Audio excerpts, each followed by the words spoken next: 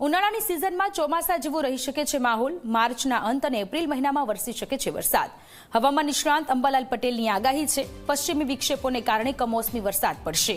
22મીએ ફરી એકવાર રાજ્યમાં પશ્ચિમી વિક્ષેપ આવશે। 25મી થી 28મી દરમિયાન બીજો પશ્ચિમી વિક્ષેપ આવશે। 10મી થી 20મી એપ્રિલ દરમિયાન પણ વરસી શકે છે વરસાદ। 24મી એપ્રિલથી 4 મે દરમિયાન વરસાદની સંભાવનાઓ છે। મે અને જૂનમાં વાવાઝોડું બંગાળના ઉપસાગરમાં બનશે।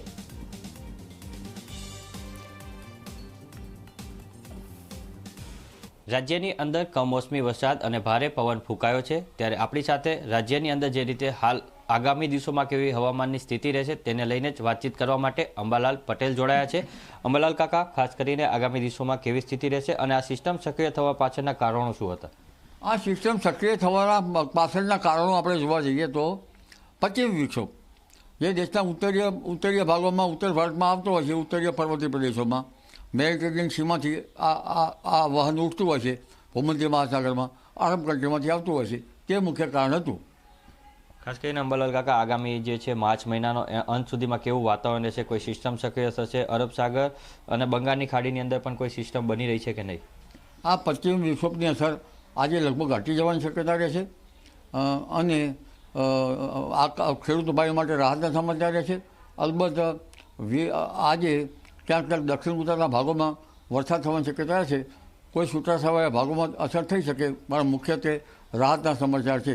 દક્ષિણ સૌરાષ્ટ્રના ભાગોમાં કંઈક વાદળવાયુ રહેવાની શક્યતા રહે, થોડી ઘણી અસર થઈ શકવાની શક્યતા ગણી શકાય, પણ વરસાદ ક્યાંક કેટલો પડશે તે કહેવું કઠિન છે, કારણ કે વરસાદનો દોર કુદરતે પોતાના હાથમાં રાખેલ છે। હવે 22મી માર્ચે એક પશ્ચિમી વિક્ષોભ આવવાની શક્યતા રહેશે, એની આસપાસ 25 થી 28 માર્ચ આસપાસ એક પશ્ચિમી વિક્ષોભ આવવાની શક્યતા રહેશે, જેના કારણે ગુજરાતનું હવામાન પલટાશે। એપ્રિલની શરૂઆતમાં વાદળવાયુ આવવાની શક્યતા રહેશે। 10મી એપ્રિલથી 20મી એપ્રિલ વચ્ચે હવામાનમાં પલટો આવશે, જેના કારણે પ્રી મોન્સૂન એક્ટિવિટી શરૂ થશે।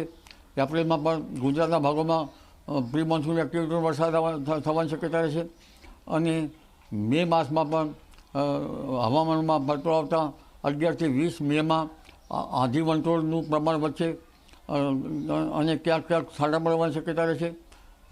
17મી મે આસપાસ સમુદ્રમાં ઉત્પીડન થશે અને વાવાઝોડા થવાની શક્યતા રહેશે। સામાન્ય રીતે આપણે જોવા જઈએ તો 20મી એપ્રિલથી જૂનની શરૂઆત સુધીમાં બંગાળ ઉપસાગર સક્રિય છે અને ખતરનાક વાવાઝોડા આવવાની શક્યતા રહેશે। 17 મે આસપાસ અરબ સાગરમાં પણ સક્રિયતા રહેશે અને ત્યાંની અસર લગભગ આવવાની શક્યતા રહેશે। 17 મે 8મી જૂનથી 20મી જૂન વચ્ચે લગભગ અરબ સાગરમાં પણ વાવાઝોડાની શક્યતા રહી છે અને તે પૂર્વે મે માસમાં પણ રહી શકે અને આ વાવાઝોડાની અસર ઘણી વખત ઓમાન તરફ જતી હોય છે, પરંતુ તે તો સમયે જ ખ્યાલ આવશે। જી, ખાસ કરીને અંબાલાલ કાકા, ગુજરાતની અંદર આ વાવાઝોડાની અસર થશે અને ખાસ કયા ભાગોની અંદર અસર થઈ શકે છે?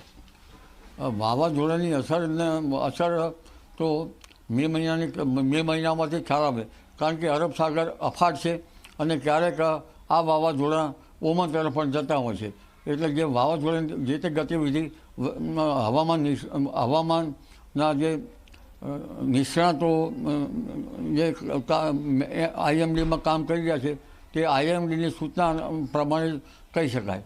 ખાસ કરીને અંબાલાલ કાકા, અત્યારથી નથી વરસાદી માહોલ જોવા મળી રહ્યો છે, તો ચોમાસાને લઈને કેવું આ વખતેનું ચોમાસું ખાસ કરીને જોવા મળશે? અત્યારે હવામાન ઠરી જવું ન જોઈએ, હવામાન ઠરી ગયું છે, એ જ મોસમ માટે પહેલો હરકત છે। અત્યારે લગભગ 37 થી 39 ડિગ્રી સેલ્સિયસ ઉષ્ણતામાન હમણાં રહેવાની શક્યતા રહે છે, લગભગ આ માસના અંતને એપ્રિલની શરૂઆત સુધીમાં। એપ્રિલની શરૂઆત થોડીક બાદ પુનઃ ગરમી પડવાની શક્યતા રહેશે, પરંતુ એપ્રિલ માસમાં પણ પ્રી મોન્સૂન એક્ટિવિટી શરૂ થઈ જાય તો પછી મોસમ ઉપર અસર થઈ શકે અને એપ્રિલ માસમાં દેશના ઉત્તરીય પર્વતીય પ્રદેશો પર ભારે પશ્ચિમ વિક્ષોભ ના આવવા જોઈએ અને ઘણા ટોચના ભાગમાં આવવા જોઈએ, અને જો એમાં ભારે બરફવર્ષા થાય તો ચોમાસા ઉપર અસર થઈ શકે અને ચોમાસું નબળું પડી શકે।